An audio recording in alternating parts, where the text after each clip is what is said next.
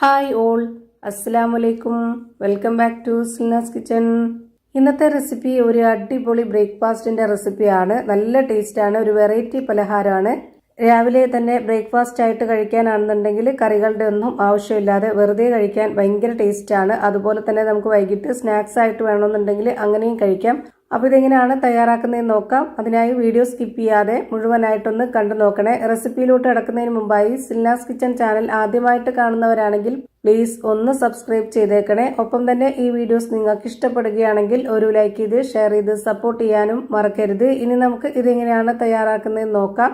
ഇതിനായി ആദ്യം തന്നെ ഒരു മിക്സ്ഡ് ജാർ എടുത്തിട്ട് അതിലേക്ക് ഒരു 4 കോഴിമുട്ട പൊട്ടിച്ചൊഴിച്ചു കൊടുക്കുന്നുണ്ട്. പിന്നീട് ഇട്ട് കൊടുക്കുന്നത് ഗോതമ്പ് പൊടിയാണ്. ഇവിടെ 3 ടേബിൾ സ്പൂൺ അളവിലുള്ള ഗോതമ്പ് പൊടിയാണ് ഇട്ട് കൊടുക്കുന്നത്. പിന്നെ ഇതിലേക്ക് ഒരു കളറിന് വേണ്ടിയിട്ട് കാശ്മീരി മുളക് പൊടി ഇട്ട് കൊടുക്കുന്നുണ്ട്. ചെറിയൊരു എരിവും ഉണ്ടാവും. ഇനി നല്ല എരിവ് വേണമെന്നുള്ളവർക്ക് ആ ഒരു കാശ്മീരി മുളക് പൊടി ഒഴിവാക്കിയിട്ട് സാധാ മുളക് പൊടി ഇട്ട് കൊടുക്കാവുന്നതാണ്. ഇനി ഇതിലേക്ക് വേറെ വെള്ളമോ പാലോ ഒന്നും തന്നെ ഒഴിച്ചു കൊടുക്കാതെ ഇത് നന്നായിട്ടൊന്ന് അരച്ചെടുക്കാം. അരച്ചെടുത്ത മിക്സ് ഒരു ബൗളിലേക്ക് ഒഴിച്ചു കൊടുക്കുന്നുണ്ട്.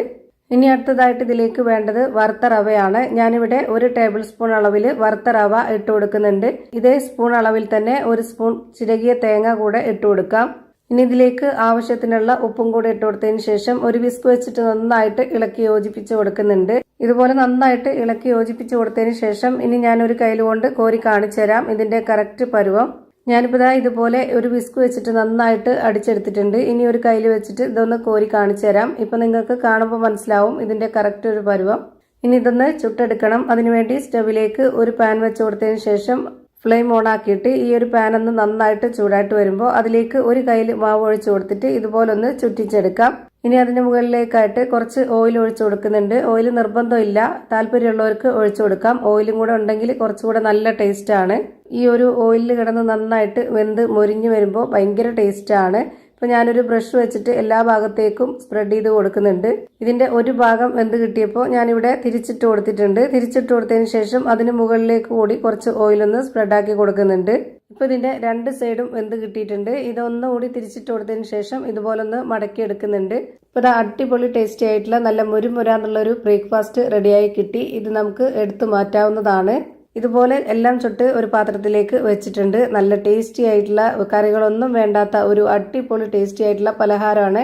എന്തായാലും ഒന്ന് ട്രൈ ചെയ്ത് നോക്കണം. എല്ലാവർക്കും ഇഷ്ടാവും. അപ്പോൾ ഇത്രയേ ഉള്ളൂ ഇന്നത്തെ വീഡിയോ ഇഷ്ടമായാൽ ലൈക്ക് ചെയ്യാനും കമന്റ് ചെയ്യാനും ഷെയർ ചെയ്യാനും മറക്കരുത്. അതുപോലെ തന്നെ ഞാനിടുന്ന പുതിയ വീഡിയോസ് നോട്ടിഫിക്കേഷനായിട്ട് കിട്ടുന്നതിന് വേണ്ടി സബ്സ്ക്രൈബ് ചെയ്ത് ബെല്ലൈക്കൺ അമർത്തി അതിൽ ഓൾ എന്ന ഓപ്ഷൻ എനേബിൾ ചെയ്ത് കൊടുക്കാനും മറക്കരുത്. പുതിയൊരു വീഡിയോയുമായി വീണ്ടും വരും. Thank you for watching.